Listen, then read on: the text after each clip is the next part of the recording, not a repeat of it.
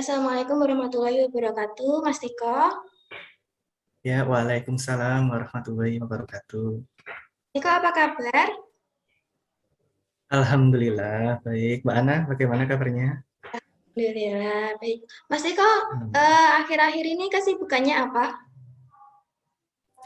Kesibukannya ini ya, Alhamdulillah, kemarin tuh kebetulan dapat amanah untuk menjadi asisten laboratorium di kampus. Jadi kesibukannya ya ke kampus, masih ke kampus terus setiap hari, ke lab. Alhamdulillah, kalau gitu. Oke, hari ini eh, saya, Ana Wijariska, sama Mas Mustiko Mulyo Mainur, bener nggak Mas? Mustiko Mulyo Mainur, Iya, benar. Iya, akan benar-benar. bercakap tentang temanya ini planning, doing, reaching with Tiko. Nah, di Kahimatika khususnya wilayah 5 ini kan Mas Tiko gimana ya? Udah dikenal sebagai Korsupwil yang wah menjaga wilayahnya itu sangat wilayahnya itu sangat wow, sebagai panutan juga untuk supwil-supwil lainnya gitu. Kita tahu hal itu. Uh, Oke, mungkin langsung saja itu nggih Mas Tiko. Ya, Uh, monggo Mbak Ana. Oke, menurut Mas Tiko ini uh, perencanaan kegiatan itu apa? Menurut Mas Tiko? Oke, jadi ini kemarin saya sudah dapat beberapa daftar pertanyaan ya untuk kegiatan bercakap hari ini, karena saya merasa kegiatan ini kan kontennya sangat luar biasa gitu ya. Jadi saya harus mempersiapkan dengan baik. Nah, ini juga salah satu bentuk planning ya.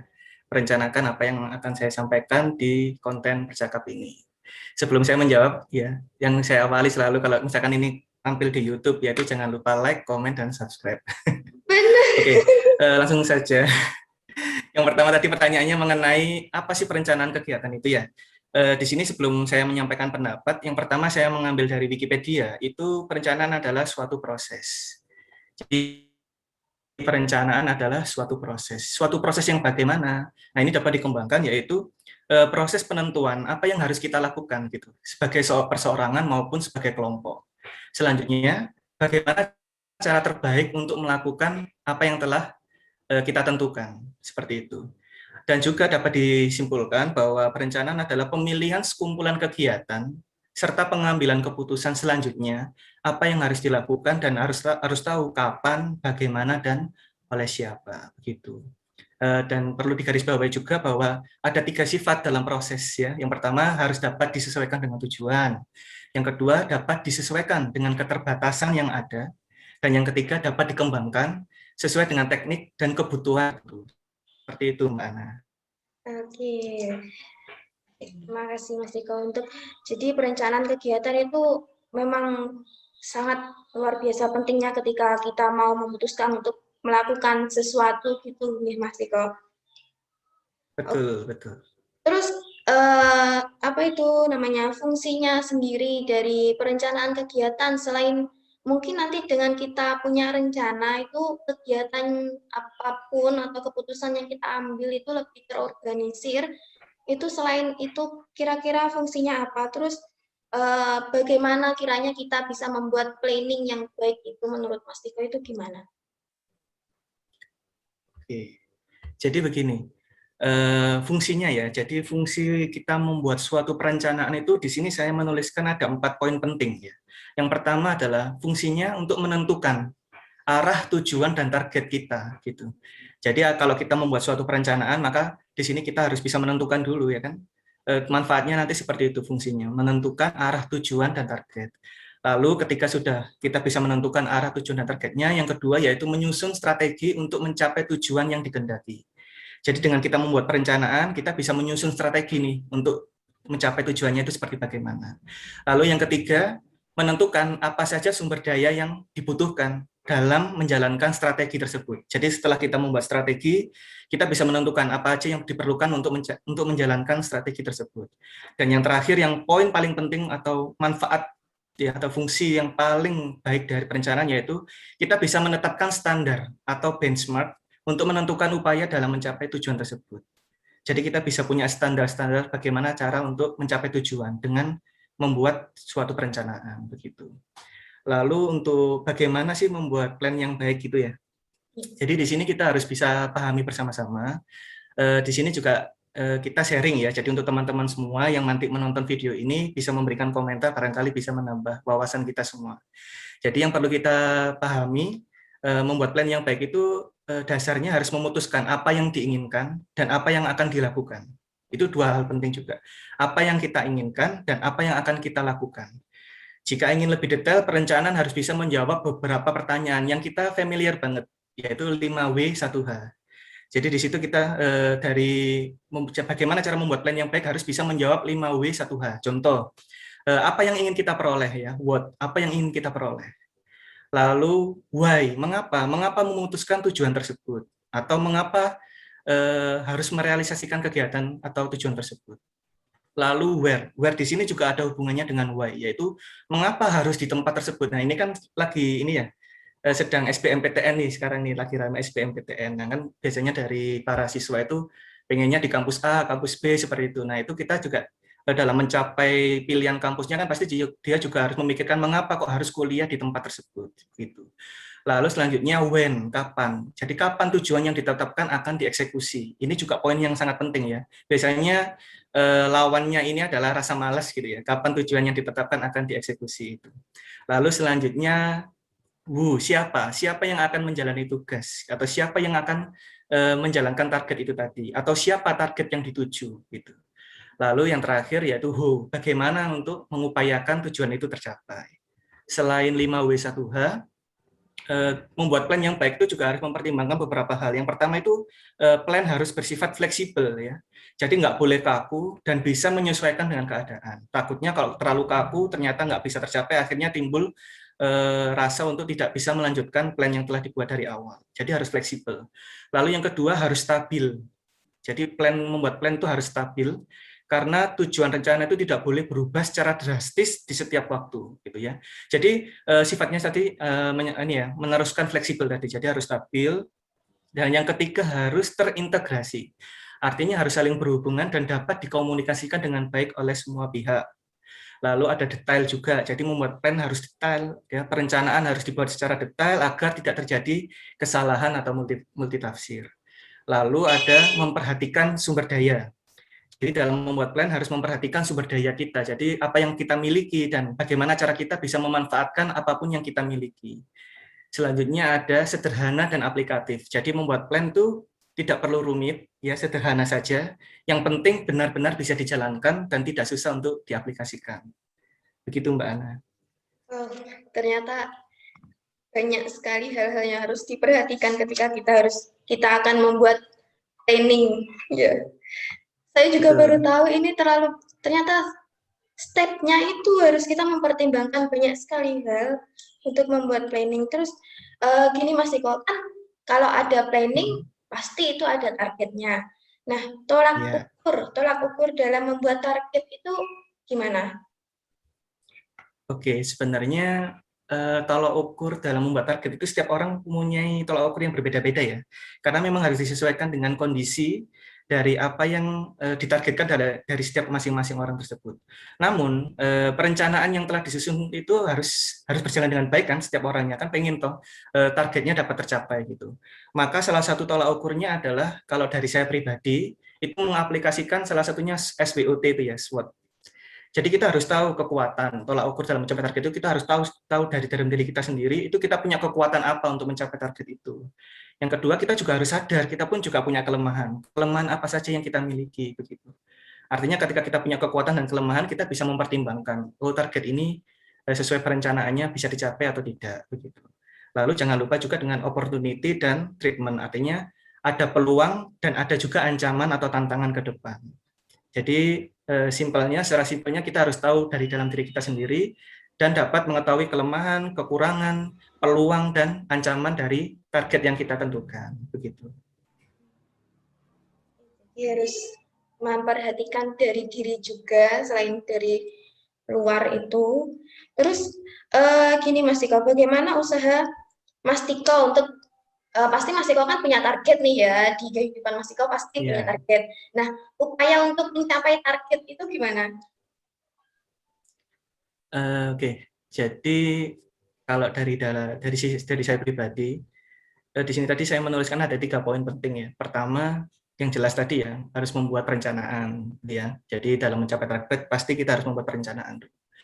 Yang kedua, yang juga pasti akan kita rasakan bersama, yaitu bagaimana cara kita menjauhi rasa malas ya. Itu yang paling sulit mungkin ya bagi semua orang, yaitu menjauhi rasa malas.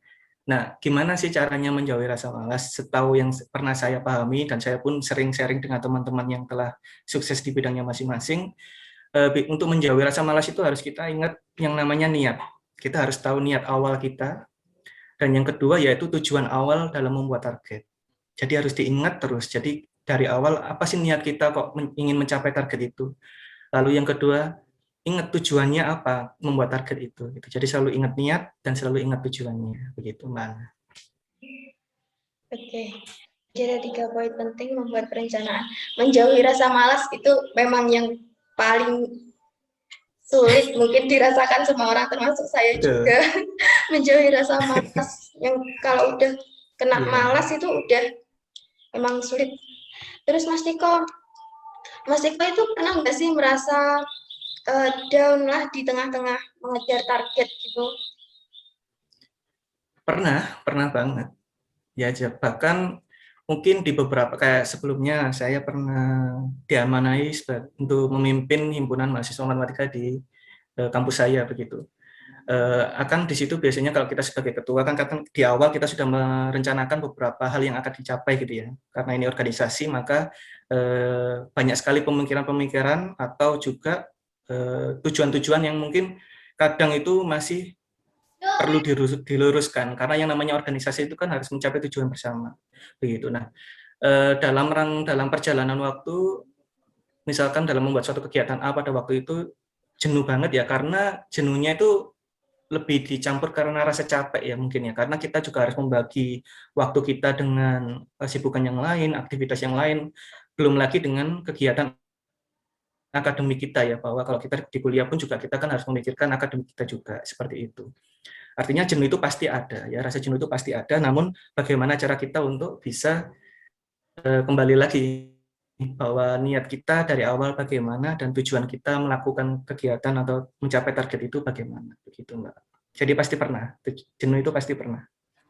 Terus kalau jenuh itu pernah. Terus kalau gagal mungkin dulu pernah punya target ini, terus udah tinggal dikit lagi itu merasa terus gagal, entah itu dari faktor apa itu membuat mesti kok gagal gitu, pernah juga. Kalau gagal juga pasti pernah ya. Ini saya juga mau sedikit cerita kalau masalah gagal ini. Jadi waktu itu saya pernah mendaftar, ini kita sebut, anunya boleh nggak ya? Apa namanya? Nggak usah ya. Pokoknya saya pernah mendaftar di suatu BUMN ya. Di bagian tertentu, posisi tertentu waktu itu di tahun 2017 kalau tidak salah ya, 2017. Nah, itu di posisi yang saya ambil kan ada banyak posisi itu ya, di pekerjaan itu ada banyak posisi yang dibutuhkan. Nah, di salah satu posisi itu memang saya dari awal membaca deskripsinya itu sangat berminat sekali untuk masuk di posisi tersebut, gitu Mbak Ana. Nah, ada salah satu teman saya itu yang sudah kerja di situ, sudah kerja di BUMN tersebut, dan juga baru tahu, saya baru mengabari ketika saya sudah mendaftar gitu kan, saya sudah mendaftar baru saya ngabari ke teman saya tadi. Nah, ternyata posisi yang saya pilih itu adalah posisi yang paling favorit begitu. Jadi yang paling banyak direbutkan oleh orang, ya selain karena pekerjaannya bukan mudah juga ya, istilahnya itu paling penting di dalam menjalankan BUMN tersebut, juga penghasilannya cukup tinggi gitu. Jadi makanya kok banyak yang mendaftar di posisi tersebut. Tapi karena saya juga nggak tahu kan, pertamanya itu asal-asal nyoba daftar, dan baru tahu ketika saya cerita ke teman saya itu. Akhirnya ya saya coba untuk menjalani, ternyata pendaftarnya itu lebih dari 1.000 Mbak Ana. Yang lainnya itu mungkin pendaftarnya hanya 500, 400, di posisi yang lain ternyata di posisi saya ini ada 1.000 orang lebih yang mendaftar gitu. Oke, saya jalani dari tes awal, di tengah-tengah sampai akhir, di tes akhir itu tinggal 9 orang. Nah, dari awal penyelenggaraan seleksi ini itu tidak diberitahu yang lolos nanti bakal ada berapa orang, itu nggak pernah diberitahu. Jadi di situ teman-teman yang sisa 9 orang ini menyangkanya, oh pasti ini sudah lolos, karena udah di tes akhir gitu ya. Di tes akhir tinggal 9 orang, nunggu pengumuman terakhir itu untuk yang benar-benar lolos, untuk di apa istilahnya itu kayak di apa ya, ada sekolahnya, jadi disekolahkan dulu baru nanti langsung terjun di BUMN-nya tersebut. Itu waktunya nunggu sekitar 1 bulan. Ternyata dari 9 orang ini masih lagi diambil lagi 2 orang. Jadi ternyata dari 1.000 lebih itu akhirnya hanya diambil 2 orang saja. Jadi di situ benar-benar kayak sudah di step terakhir, sudah tinggal 9 orang ternyata gagal gitu kan artinya. Ya dari pengalaman tersebut bisa kita apa ya istilahnya, dari saya pribadi itu mengambil suatu kesimpulan, yaitu bahwa apa yang kita usahakan juga ada batasnya. Lalu di balik semua kegagalan itu pasti ada banyak sekali manfaat, ada banyak hal yang dapat, terutama pengalamannya, karena pengalaman itu adalah sesuatu yang tidak bisa kita ambil dari orang lain karena kita yang menjalaninya begitu. Itu Mbak Ana. Betul. Nah, Jadi sedikit lagi tercapai tapi gagal. ya tinggal Ya, pernah. dan terus diambil ternyata cuma 2 dari 1.000 pendaftar. Itu nggak kebayang sih. Nah, terus dari keterpurukan ya, dari keterpurukan itu mungkin Mas Tiko kan juga bangkit kan. Motivasi apa yang membuat Mas Tiko akhirnya bisa bangkit dari kegagalan? Oke, jadi dalam hal apa istilahnya sudah pasti down ya waktu itu ya, semangat, mental semuanya serba down. Nah, artinya kan kita kan butuh motivasi gitu ya Mbak Ana ya. Kita perlu motivasi, dan motivasi itu memang datangnya itu kan dari internal, dari eksternal juga. Kalau dari internal itu makanya yang namanya kita tidak bisa memisahkan yang namanya dunia dan akhirat ya begitu ya. Yang kita harus ketahui, yang perlu kita sadari bersama dari internal kita, dari dalam diri kita masing-masing, bahwa apa yang kita lakukan di bumi ini kan untuk beribadah, itu tujuan awal. Jadi tidak perlu kita terlalu apa ya istilahnya, kalau bahasa Jawa itu terlalu ngoyo ya, terlalu apa, akhirnya menghalalkan semua cara untuk mencapai yang mana itu sebenarnya hanya di dunia seperti itu kan. Jadi kita niatkan bahwa semua yang ada di bumi ini semuanya sudah ditakdirkan begitu. Jadi lolos atau gagal atau berhasil itu semua ada yang sudah ditetapkan. Artinya rencana Allah itu lebih indah ya daripada rencana kita. Lalu itu yang pertama ya, dari internal kita harus paham itu dulu. Lalu yang kedua, jangan pernah kita menjauhi atau tidak pernah melibatkan apapun yang kita lakukan itu terhadap orang tua ya. Jadi kita kalau bisa setiap ada masalah, setiap ada problem itu kita sampaikan kepada orang tua. Salah satunya utamanya yaitu kepada ibu ya. Karena yang jelas bahwa doa ibu itu adalah doa yang paling mujarab gitu ya. Jadi sangat beruntung bagi kita semua jika kita masih memiliki seorang ibu, karena dari doa-doa ibu itulah kita bisa tercapai apa yang kita inginkan. Jadi motivasi dari orang tua itu sangat penting sekali kalau dalam posisi kita lagi ada kendala atau apa begitu. Itu yang saya rasakan pada waktu itu ya, dari sisi internal. Kalau dari eksternal pasti dari seorang sahabat, dari sahabat-sahabat kita itu pasti memberikan motivasi, dukungan, moral dan lain sebagainya. Lalu yang pernah saya lakukan juga pada waktu itu dari sisi eksternal yaitu mencari quote-quote ya di Google. Jadi di Google gitu kita cari kata mutiara gitu ya tentang bagaimana caranya. Ini kayak curhat ya jadinya. Jadi ya ini tapi realitanya begitu. Realitanya begitu. Saya cari quote-quote di Google apa yang istilahnya sesuai dengan perasaan kadang itu. Karena setiap orang tuh punya beban mental masing-masing ya. Kita tidak bisa menjudge orang itu punya mental yang kuat atau yang lain sebagainya.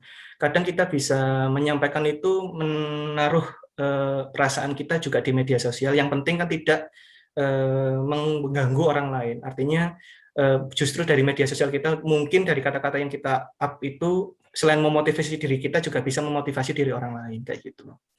Lalu selanjutnya juga di YouTube gitu kadang lihat kata-kata apa istilahnya dari orang-orang yang hebat yang bisa bangkit dari kegagalan sebelumnya seperti itu kan banyak sekali ya di YouTube ya, itu juga menjadi salah satu bentuk yang bisa memotivasi saya pada waktu itu sih gitu. Oke, benar sih Mas Iko, sama aku juga kadang itu lihat quotes-quotes buat membangkitkan semangat lagi. Ya, itu sering sekali. Ya itu sangat Ya. berpengaruh juga, sedikit banyaknya itu sangat berpengaruh juga quotes-quotes yang ada di Google, yang ada di YouTube itu sedikit banyak memang berpengaruh. Terus Mas Tiko ini sudah selesai ya kuliahnya? Kalau di ini ya, saya mau meluruskan dulu. Jadi kalau di Unipa, di kampus saya itu sistemnya paket sebenarnya. Jadi lulusnya memang harus 8 semester begitu. Lalu di semester 7 itu ada aturan bahwa harus sudah selesai sidang ya. Jadi sudah harus selesai skripsi, ada beberapa mata kuliah untuk mencapai skripsi itu pun harus sudah lulus begitu. Artinya alhamdulillah kalau dari sisi skripsi sidang semuanya sudah selesai, tinggal yudisium sama wisudanya saja. Insya Allah di tahun ini gitu. Alhamdulillah. Nah, itu nanti kan setelah lulus pasti Mas Tiko ada target juga pengen sukses di bidang ini, bidang ini gitu. Nah, Ya, menurut Mas Tiko apa sih yang menjadi kunci utama Mas Tiko itu untuk mengejar kesuksesan? oke. Apa ya? Kalau dari saya pribadi yang pertama itu harus berani mengambil resiko ya, itu yang pertama. Jangan pernah kayak kita terlalu nggak berani keluar zona nyaman lah istilahnya. Jadi kita harus berani mengambil resiko. Apapun itu, pokoknya kalau memang baik dan bisa kita lakukan ya kita ambil aja. Kita berani mengambil resiko. Salah satunya seperti kemarin ini waktu saya di istilahnya diberitahu ya untuk amanah menjadi asisten lab itu kan ditawarkan gitu. Bagaimana Mas Tiko apakah mau untuk menjadi asisten lab di matematika gitu kan? Mungkin ada apa ya istilahnya ada hal-hal yang dipikirkan juga kan. Ini mau sambil apa tidak gitu kan karena berkaitan juga dengan beberapa pekerjaan yang lain seperti itu. Karena memang saya punya cita-cita salah satunya menjadi dosen gitu ya. Nah, amin minta doanya ya Mbak Ana ya. Untuk teman-teman yang nonton juga minta doanya. Nah, itu ya kita harus berada di lingkungan-lingkungan di seputar itu kan untuk mencapai tujuan tadi. Artinya ya saya tetapkan untuk berani mengambil risiko itu tadi, ya sambil belajar di dalamnya dan sebagainya. Itu yang pertama. Jadi kuncinya kita harus berani mengambil risiko. Yang kedua punya sifat tekun ya, tekun. Kalau menurut saya, kalau saya sih sebenarnya juga harusnya kalau pernah saya baca-baca gitu kan harus rajin gitu ya. Tapi kalau dari saya pribadi itu sulit untuk jadi rajin gitu ya. Ini kadang perempuan biasanya yang rajin-rajin gitu. Tapi yang penting tekun ya. Tekun ini artinya kita bisa bertanggung jawab ya juga bertanggung jawab atas apa yang kita sudah pilih dan kita tentukan. Lalu yang ketiga kita bisa menanamkan sifat mandiri. Jadi kita pasti perlu ya sosialisasi dengan yang lain ya. Kita nggak boleh egois. Tapi yang perlu kita harus garis bawahi arti dari mandiri ini adalah kita nggak selalu ikut-ikutan dengan orang lain gitu loh. Jadi kita juga harus punya passion kita sendiri, kita harus punya komitmen kita sendiri. Kalau misalkan ada nih, misalkan disuruh milih A sama milih B gitu kan. Ya kita harus bisa memilih bukan hanya berdasarkan ikut-ikutan, oh yang lainnya milih B semua gitu, terus aku akhirnya milih B, kan nggak harus begitu. Artinya kita harus punya kemandirian dalam memilih dan lain sebagainya. Lalu sehubungan dengan itu tadi ya, yang kunci selanjutnya jangan mengikuti mimpi orang lain. Jadi kita harus bisa membangun mimpi kita sendiri. Ada juga suatu singkatan itu ATM ya, amati, tiru, dan modifikasi. Itu juga penting. Artinya kita juga mungkin kita awalnya melihat mimpi orang lain bisa mencapainya seperti itu. Ya kita nggak apa-apa, kita amati, kita tiru, tapi jangan lupa untuk kita modifikasi. Kenapa? Karena dari kita masing-masing kan punya sumber daya yang berbeda-beda. Mungkin orang lain punya kelebihan di A, di B, kita mungkin punya kelebihannya di C sama di D. Tapi bagaimana cara kita bisa mencapai mimpi kita itu tadi. Lalu yang terakhir yaitu kita harus bisa menjadi versi terbaik dari diri kita masing-masing, dari diri kita sendiri di setiap harinya. Jadi setiap harinya kita harus punya pemikiran bahwa kita harus lebih baik dari hari sebelumnya, gitu. Dan jangan lupa untuk tetap menikmati hidup, ya. Hidup di dunia ini hanya sementara, jangan terlalu stres, nanti rumah sakit penuh ya, rumah sakit jiwa. Gitu aja, Mbak Ana. Oke, oke. Nikmati hidup. Oke, nikmati hidup di dunia ini yang sementara. Oke, terakhir nih Mas Tiko. Mungkin ada Nah, hal-hal yang ingin Mas Tiko sampaikan kepada orang-orang di luar sana, termasuk saya, termasuk teman-teman semua yang sedang berjuang mengejar target atau bahkan masih apa ya, di masa-masa masih menentukan, masih pencarian target apa sih di hidup ini yang pengen aku atau yang lainnya capai gitu. Nada wejangan-wejangan dari Mas Tiko. gitu. Apa ya? sebenarnya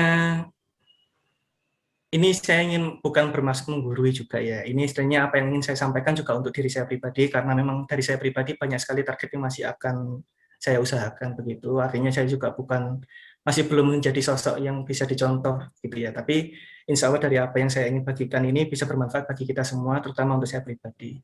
Jadi untuk teman-teman semua dan bagi saya yang masih dalam perjuangan untuk mencapai target, mencapai impiannya masing-masing, yang pertama pasti harus tetap semangat, ya.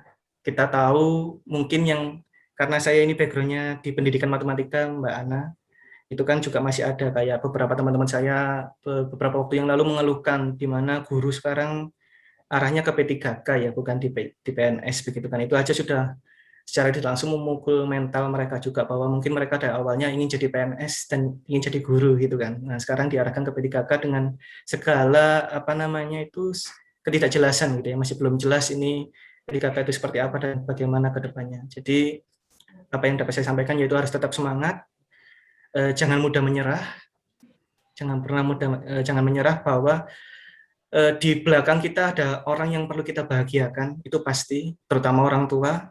Kita pasti ingin membahagiakan orang tua, membahagiakan orang-orang terdekat kita, selalu ingat niat, dan selalu ingat tujuan awal kita dalam mencapai mimpi tersebut. Mungkin itu saja, Mbak. Alhamdulillah, mungkin ada motivasi-motivasi dari kau untuk mencapai target gitu. Oke, hari ini mungkin ada lagi yang ingin Mas Teko tambahkan mengenai ya Apa ya? teman-teman. Mungkin ini ya, karena ini kan kita pengambilan kontennya kan di saat bulan Ramadan ya.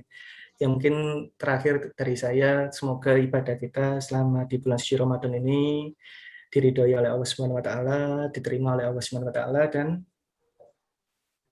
mari kita berlomba-lomba dalam hal kebaikan. Itu aja, Mbak Ana. Amin. Oke, terima kasih Mas Tiko. Mungkin uh, aku mau sedikit apa ya mereview lagi dari menyimpulkan dari jawaban-jawabannya Mas Tiko tadi. Kalau yang namanya perencanaan, planning itu sangat penting untuk kita sendiri dan juga pastinya nanti akan bermanfaat juga hasil planning kita untuk orang lain. Nah, membuat planning ini ada hal-hal yang harus kita perhatikan, yaitu selain menjawab 5W1H, ini planning yang kita buat itu harus fleksibel, kita harus bisa fleksibel dengan keadaan, jadi nggak harus kita mau ini harus cuma ini, jadi kita harus bisa menyesuaikan dengan keadaan yang sekarang ini atau yang nantinya. Terus planning itu juga harus stabil, harus terintegrasi, detail, dan juga harus sederhana saja, tidak harus yang muluk-muluk. Jadi teman-teman kalau buat planning itu nggak usah muluk-muluk, kita planningnya pokoknya maunya yang ini yang sulit-sulit gitu. Jadi nggak usah, yang sederhana saja, yang tertata, dan pastinya nanti insya Allah dengan usaha yang kita lakukan, planning yang kita buat ini akan tercapai. Nah, kunci untuk meraih kesuksesan juga teman-teman harus bisa berani mengambil resiko. Ini kadang kan juga sulit ya, untuk kadang terlalu banyak pertimbangan akhirnya memutuskan untuk ada kesempatan tapi nanti kira-kira gini nanti dampaknya gini jadinya nggak berani ambil resiko gitu. Jadi kita harus berani ambil resiko apapun itu, tapi ya tetap harus mempertimbangkan gitu. Nggak ada salahnya buat mencoba gitu nggak Mas Tiko? Nggak ada salahnya untuk mencoba. Insya Allah juga dari yang kita kita pilihan kita, terus juga pilihan kita itu ada dukungan dari orang tua, itu nantinya insya Allah juga akan mendapat ridho dari Allah Subhanahu wa taala. Amin. Oke, mungkin sedikit itu saja sih Mas Iko yang garis besarnya yang dapat saya simpulkan. Terima kasih Mas Tiko untuk meluangkan waktunya. Mohon maaf kalau tadi ada sedikit problem itu, mohon maaf. Ya, sama-sama Mbak Ana, saya juga terima kasih. Mohon maaf kalau ada salah kata dan sebagainya. Buat teman-teman jangan lupa like, subscribe, and komen. Benar lagi Mas Eko di YouTube IKA Himatika Oke, Wilayah. betul. Oke, terima kasih Betul. Mas Eko. Wassalamualaikum warahmatullahi Oke, wabarakatuh. sama-sama. Oke. Waalaikumsalam warahmatullahi wabarakatuh.